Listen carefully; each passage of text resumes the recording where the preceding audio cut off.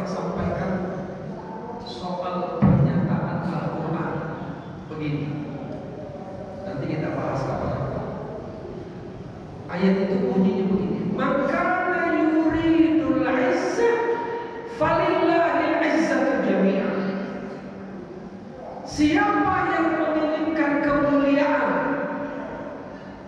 mana ada orang yang nggak ingin kemuliaannya? Jadi kesannya para ustadz ini cari kemuliaan, cari tenar itu dengan mendekati para pejabat. Tapi Allah sudah bilang, maka yuridul izzah, yang menginginkan kemuliaan, yang menginginkan ketenaran, falillahil izzatu jami'an. Seluruh kemuliaan itu ada di tangan Allah. Allah yang punya kemuliaan itu. Maka kalau ingin mulia, dekati Allah. Kalau ingin damai, dekati Allah. Kalau ingin bahagia, dekati Allah. Bagaimana cara mendekati Allah? Salah satunya kurban. Salah satunya kurban. Maka orang yang berkurban itu, kalau li rabbika, untuk Tuhanmu dia berkurban, dia pasti bahagia. Pasti bahagia. Enggak ada dia bilang, kepalanya ya jangan lupa, karena kurban. Kepala, hatinya ya, ekornya ya, oh enggak ada begitu. Kalau dia betul-betul li rabbika, tak keluar itu dari mulutnya, tak dapat dia menjaga kurban itu, enggak apa-apa. Enggak apa-apa. Orang yang bukan berkurban untuk ambil daging kok.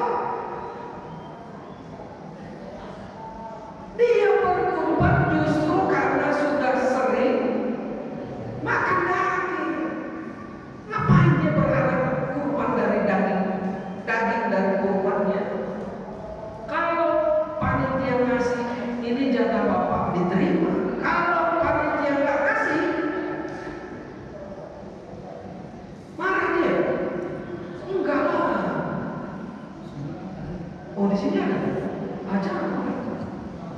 Bahaya itu, Pak. Itu berarti bukan li rabbika itu. Berarti kurbannya bukan untuk Allah. Berarti kurbannya untuk agak itu, Pak. Kasih tahu dia, Pak. Siapa itu? Kurban itu untuk Allah, untuk mendekatkan diri kepada Allah. Jangan tanya-tanya. Mana bagianku? Jangan tanya-tanya. Dikasih terima, nggak dikasih nggak apa-apa. Nggak apa-apa. Beli daging sendiri di sana kenapa? Karena yang pertama, kurban itu rasa syukur kepada Allah. Yang kedua, kurban itu untuk Allah, untuk mendekat kepada Allah.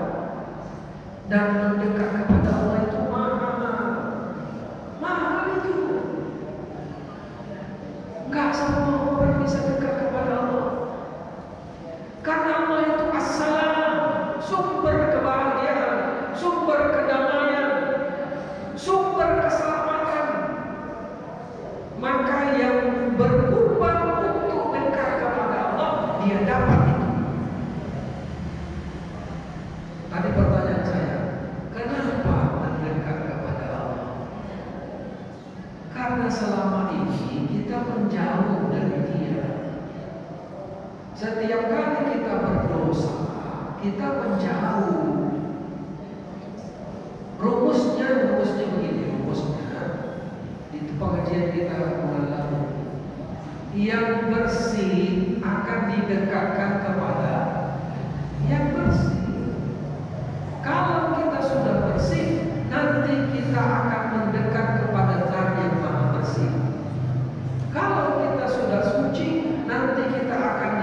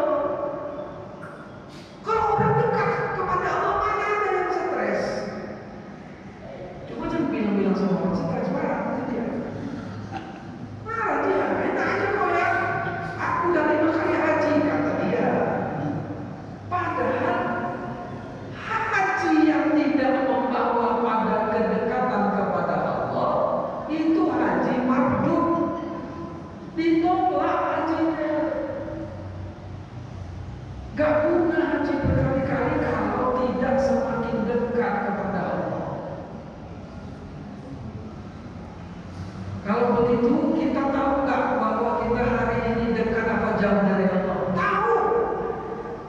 Apa cirinya? Tanya aja. Kita tenang apa enggak? Kita bahagia apa enggak? Kita damai apa enggak? Dalam hidup ini banyak rasa kusuk atau menjalani hidup ini dengan tenang.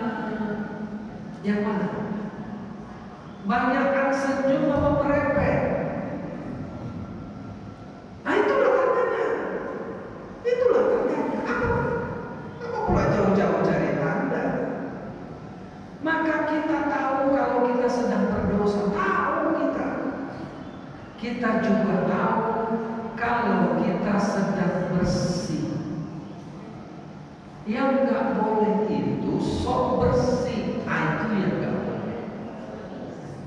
Fala tuzakku anfusakum. Jangan kalian bilang diri kalian bersih. Kalau bahasa Medannya, ala jangan sok suci lah. Itu bahasa Medannya gitu. Tapi kalau kita sudah bersih, tahu nggak kita tandanya? Tahu. Apa tandanya? Kita tidak lagi main kotor. Kita tidak lagi dekat-dekat sama dosa.